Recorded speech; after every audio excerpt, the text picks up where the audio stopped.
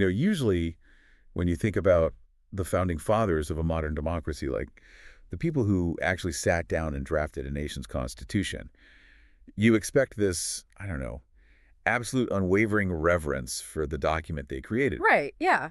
Because it's their legacy. I mean, it's the ultimate achievement of their life's work. Exactly. Yeah. Like they built the ship, they launched it, and they're going to defend its design to the grave. Sure. But then you look at B.R. Ambedkar. He was the principal architect of India's constitution. We are talking about a foundational legal document that guarantees fundamental rights for over 1 billion people today. Oh, yeah, it's massive. And yet, just a few years after it was officially adopted, he stood up in Parliament and essentially declared, I was a hack. I shall be the first person to burn it out. I do not want it. It is one of the most stunning contradictions in modern political history. You literally have the man who painstakingly drafted the legal framework of a republic standing up and publicly disowning it. It really is wild. Yeah. Welcome to the deep dive, by the way. Today, we're asking you to put aside the neat, tidy textbook summaries of B.R. Ambedkar that you might have heard. Yeah, we are really getting past the surface level today. We are. Our mission today is to unpack a comprehensive biographical source we have on him. We want to look closely at the incredibly human, complex, and honestly deeply controversial story of a man who reshaped a nation while fighting its absolute, deepest, most entrenched prejudices. And if we really want to understand Ambedkar, we can't just treat him as a historical figure frozen in time. He's more like a masterclass. A masterclass in what? Well, he provides a lens through which you can understand the actual mechanics of systemic inequality. Our sources don't just show how oppression feels, They show exactly how it functions, and more importantly, how you dismantle it. Okay, let's unpack this. Because to figure out how a person becomes willing to burn the very Constitution they wrote, you really have to understand what it's like to be locked out of society from day one. So if you're listening to this right now, think about the baseline level of respect you expect when you walk into a coffee shop or a classroom. Now strip all of that away. Ambedkar was born in 1891 in a military cantonment town called Mhow. Yeah. And he was born into the Mahar caste, which was considered untouchable, or Dalit. And the social reality of that birth is something it's very difficult to overstate. This wasn't a matter of simple social snobbery or individual prejudice. Yeah. It was a rigorous daily enforcement of physical segregation. The details in our sources are just visceral. As a child, Ambedkar was allowed to attend school, but he couldn't even sit inside the classroom with the other students. Wait, really? Not even in the room? Not even in the room. Yeah. He had to bring a literal gunny sack from home to sit on, so he wouldn't, quote-unquote, pollute the floor. Wow. And when he was thirsty, he wasn't allowed to touch the school's water jug. A higher-caste school peon had to pour the water from a height into his cupped hands. And if that specific peon wasn't there? No water for the day. He just went thirsty. Ambedkar later wrote about this trauma in his autobiography with this chillingly simple phrase, "No peon, no water." That phrase perfectly captures the absolute powerlessness of his situation. I mean, his access to a basic biological necessity, like drinking water, was entirely dependent on the whims and availability of an oppressive hierarchy. It's just wild to think about. Oh, and by the way, there's a fascinating detail from the records here. His original surname was actually Ambedkar, based on his native village. Okay. But a Brahmin teacher who actually cared for him, Krishnaji Keshav Ambedkar, changed Bhimrau's surname to his own in the school records. Oh, wow. So the name Ambedkar itself was essentially a gift from a teacher who saw his potential. Exactly. But going back to that daily reality, I keep picturing it like a child forced to navigate an invisible electrified fence every single day. Yeah, that's a good way to put it. One wrong step, one touch of the wrong object, and you're punished. How does an environment where you are literally denied drinking water shape a person's view of authority in institutions? It creates a fundamental shift in how you view the world. What Ambedkar realized very early on was that this wasn't just individual bullying. It wasn't just a few mean kids or a strict teacher. Right. It was institutionalized exclusion. The entire system was fundamentally designed to keep him beneath it. And that early realization laid the groundwork for his entire life's philosophy. So he knew he had to target the system itself. Exactly. He realized society didn't just need a moral awakening, It needed legal and structural revolutions. Yeah. Appeals to the goodness of people's hearts simply won't work if the system itself is fundamentally broken. But this early realization creates a massive problem. If the system is legally broken, You need legal and political power to fix it. How does a Dalit child in the 1890s acquire that kind of power? Well, he had to weaponize education. Right. He became the first Mahar to enter Elphinstone College in Mumbai. His community was so proud they held a public ceremony and gifted him a biography of the Buddha. Which is a detail you should definitely keep in mind because it becomes incredibly important later. Oh, absolutely. So he's charting completely unknown territory for his community. Mhm. And he didn't stop in India. He secured a scholarship from the ruler of Baroda state to study abroad. Yeah, he ends up at Columbia University in New York in 1913. And the sources say he's heavily influenced by the pragmatist philosopher John Dewey. But what does that actually mean in this context? Like, how does an American philosopher influence an Indian social reformer?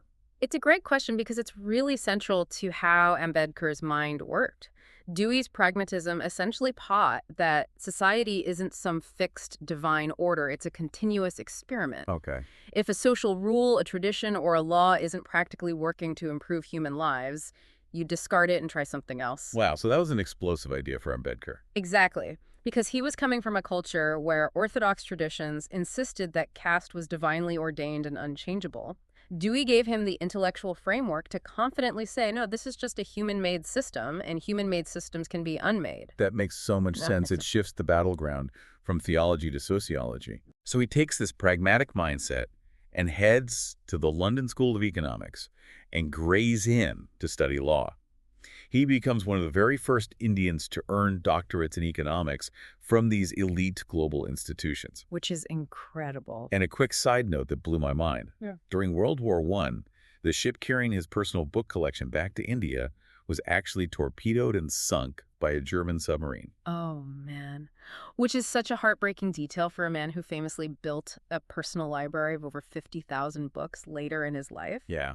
But think about where he is at this point. You have a man who is now a global scholar. He has a PhD from Columbia, a DSc from London. He is operating at the absolute highest levels of global academia. Exactly. So he returns to India with this incredible resume, and you would think that would change everything, right? You'd hope so. We love the myth of meritocracy, the idea that education is the ultimate equalizer. But here's where it gets really interesting. When he tries to set up an investment consulting business to support his family, it completely fails the exact moment clients find out he's an untouchable. Unbelievable. And then he eventually gets a job as a professor of political economy at Sydenham College in Mumbai. He's popular with his students, but the other professors, highly educated men, his supposed peers, refuse to share a drinking water jug with him. It's the exact same scenario as when he was a little boy. Yes, no peon, no water, but now he has 2 doctorates. It seems like extreme education doesn't actually integrate you. It just isolates you further when society completely refuses to acknowledge your humanity. And that profound isolation was the defining turning point for his political strategy. He realized with brutal clarity that personal achievement could never override structural caste discrimination. The system just wouldn't let it. Right. Meritocracy is a total myth if the playing field is entirely segregated. He had reached the absolute pinnacle of educational success, and it didn't change his social standing one bit. Wow. This proved his childhood theory. Individual success wasn't enough. The legal and social framework itself had to be completely dismantled. Education was vital, yes. His later motto became educate, agitate, organize. I've heard that. Yeah. But education was a tool for collective agitation, not just a personal escape hatch. So if you can't escape the system individually, you have to break it collectively. Moving into the late 1920s and 30s, he pivots hard into direct action. Yeah, he does. He leads the Mahad Satyagraha, which was a massive march of untouchables to a public tank to simply draw water. Again, water acting as the ultimate symbol of human rights. Exactly. Then, in December 1927, he does something incredibly controversial. He publicly and ceremonially burns the Manusmriti, an ancient Hindu text. Why target a book? Because that specific text ideologically justified caste discrimination. Burning it was an ideological earthquake. Wow. It was a clear declaration that his movement wasn't just politely asking for permission to participate in society, it was actively rejecting the foundational text that justified their oppression in the first place. And he just kept escalating that pressure. In 1930, he led 15,000 volunteers in a highly disciplined march to enter the Kalaram Temple in Nashik. And when they got to the gates, What happened? the Brahmin authorities had literally locked them out. It's this constant physical hitting against the wall of the establishment, and this growing momentum inevitably leads to a massive clash with the other towering figure of the era, Mahatma Gandhi. What's fascinating here is that this is a crucial historical moment that often gets oversimplified. The tension comes to a head over something called the Communal Award in 1932. Okay, tell me about that. Well, the British colonial government proposed creating separate electorates for the depressed classes, which was the term used at the time for untouchables. Let's break that down because the mechanics are really important.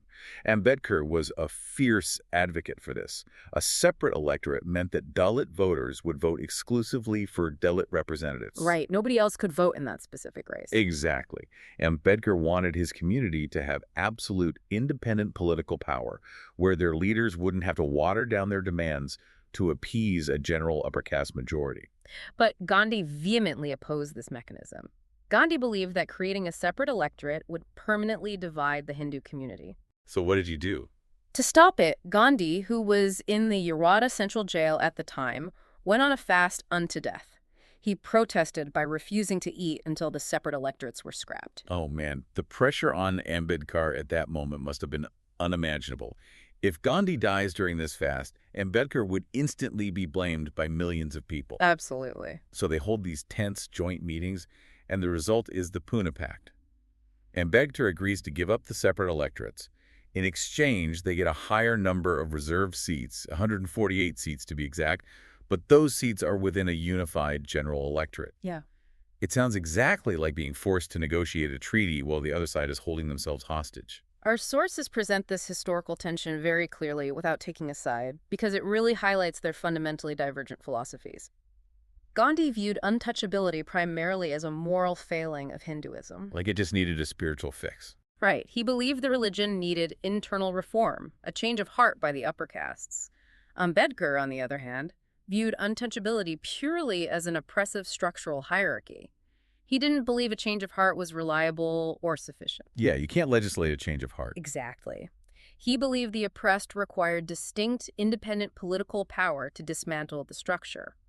So for Ambedkar, the Pune Pact was heavily compromised. I can see why. Yes, they got more reserved seats, but those Dalit candidates still had to appeal to the general upper caste electorate to win the vote, which Ambedkar felt defeated the entire purpose of true independent representation. And that specific tension over representation and structural power leads us right back to the defining paradox we started with. Because despite all this friction, when India gains independence in 1947, Prime Minister Jawaharlal Nehru invites Ambedkar to be the nation's first law minister. Yeah, quite the turn of events. And he becomes the chairman of the drafting committee for the Constitution, working from an initial draft by constitutional advisor B.N. Rao. It was a monumental task, and Ambedkar poured his immense legal and economic expertise into it. He secured massive victories in that document. Like what? He won constitutional guarantees for civil liberties, the formal abolition of untouchability, and he successfully argued for a massive system of affirmative action reservations in government jobs and education for scheduled castes and tribes. Right. But then we come back to that quote from 1953, where he calls himself a hack and says he wants to burn the Constitution because it doesn't suit anybody. Yeah. How does a person pour their soul into a nation's foundational laws only to publicly disown them? I'm trying to wrap my head around it. It's kind of like writing a flawless piece of code for a brand new app, but forcing it to run on a 20-year-old, totally broken hard drive. That's a good analogy. Like the code, the Constitution is perfect, but Yeah. the hardware, the society, is fundamentally broken. Were his constitutional compromises a failure of his ideals, or the ultimate pragmatism? Well, that's a highly accurate way to look at it. Ambedkar believed deeply in what scholars call a purposive constitution. He didn't see the Constitution as just a rule book to maintain the status quo. He saw it as an active tool meant to achieve social justice. Okay. His frustration, that intense desire to burn it, stemmed from the massive gap between the Republican promises written on the paper and the reality of India's brutal socio-economic inequality. So the words on paper weren't matching the streets. Precisely. He explicitly warned the Constituent Assembly that political democracy was in grave danger if it wasn't backed up by social and economic equality. He wasn't rejecting the idea of a constitution. He was expressing profound despair. He was Oh. warning that a piece of paper, no matter how brilliantly drafted, cannot save a society that fundamentally refuses to reform its social structure. And he was very clear-eyed and often highly controversial about where he saw those structural failures across the entire political spectrum. Our sources note he heavily criticized the Congress Party. Oh, absolutely. He publicly accused Gandhi of hypocrisy regarding caste. Yeah. He even supported the partition of India, which was incredibly controversial. Very. In his 1940 book, he argued that Hindu-Muslim unity was impossible without fixing underlying social issues first, and he actually advocated for redrawing boundaries and compulsory population exchanges to prevent continuous civil war. Yeah. He was basically an equal opportunity critic of dogma. He fiercely criticized Hindu orthodoxy, obviously, but he also condemned Islamic practices in South Asia. He specifically pointed to child marriage, the treatment of women, and the persistence of caste hierarchies among Muslims. His approach was always analytical. He stripped away the sentimentality and the romance of nationalism to look at the raw social data, Right. which perfectly transitions into a massively overlooked aspect of his genius, his work as an economist. Before he was a political icon, he was a professional, world-class economist. Yes. Let's talk about his economics, because I'm looking at these notes and I'm genuinely confused by some of the contradictions here. First off, remember those doctorates we talked about? His DSc thesis, The Problem of the Rupee, directly opposed the ideas of John Maynard Keynes. Keynes favored a gold exchange standard, but Ambedkar argued for a modified gold standard. Can you actually explain how that works? Why did he care so much about currency standards? Well, he cared because currency stability directly impacts the poorest people.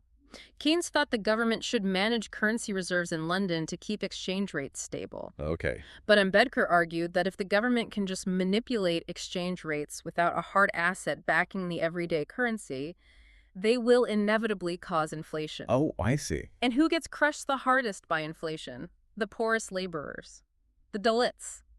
So Ambedkar's modified gold standard meant he wanted to stop the endless coinage of the rupee and mint a physical gold coin to anchor the currency. So he wanted to tie the government's hands. Exactly, so they couldn't just inflate the currency and destroy the purchasing power of the working class. Okay, that makes perfect sense. He's trying to protect the poorest from hidden economic taxes. But here is where I get lost.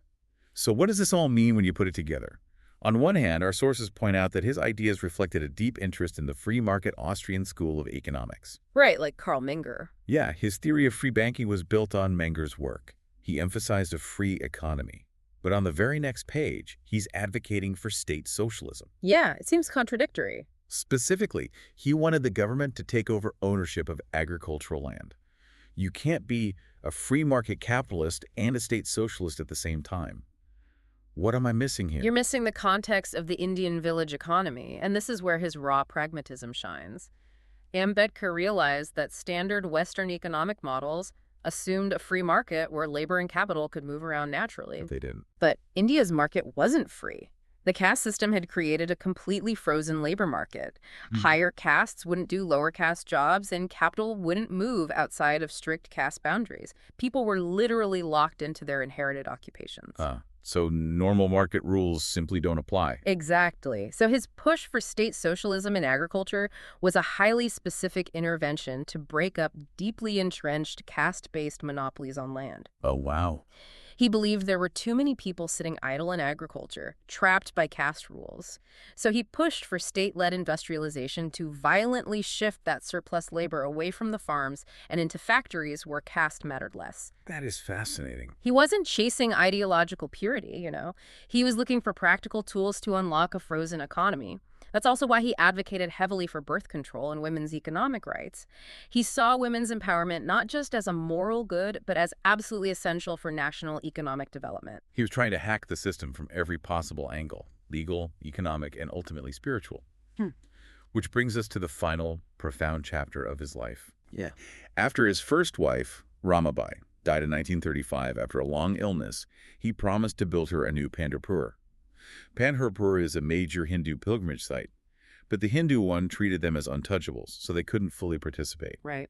That same year, he made a massive public declaration. He said, "I was born a Hindu, but I will not die a Hindu." And he spent years meticulously exploring what that meant.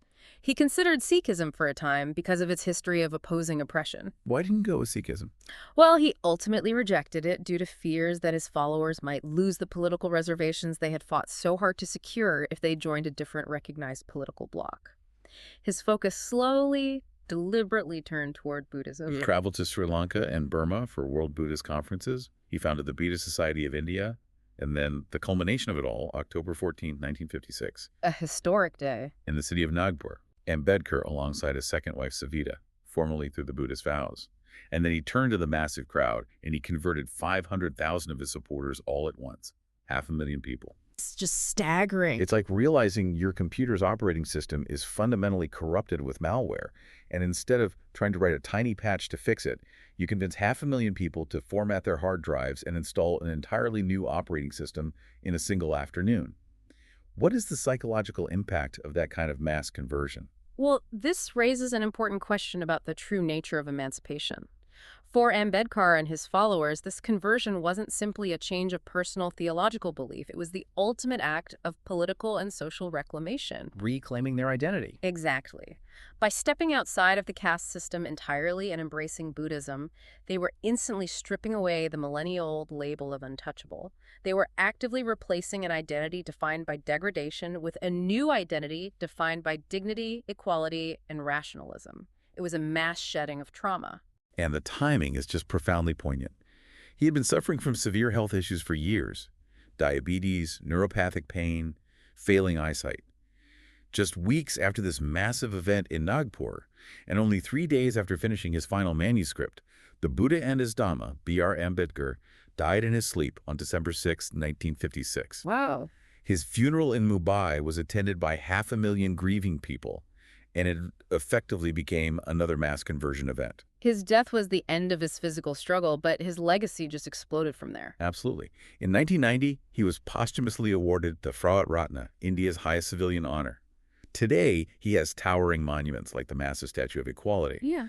There are massive political parties inspired by his work. Millions of followers greet each other with Jai Bhim, Hail Bhim. And the wild thing is, a man who was fiercely controversial in his own time, who criticized everyone from Gandhi to the communist, Orthodox religious leaders, is now revered across the entire political spectrum. Because, according to the sources we've looked at, his core argument has resonated across generations. It's the idea that political freedom is incredibly fragile if it isn't built on a solid foundation of social and economic justice. His socio-political thought fundamentally transformed how India approaches affirmative action, law, and human rights. And if you take one thing away from this deep dive, I think Ambedkar's story is the ultimate testament to the power of the intellect. Yeah.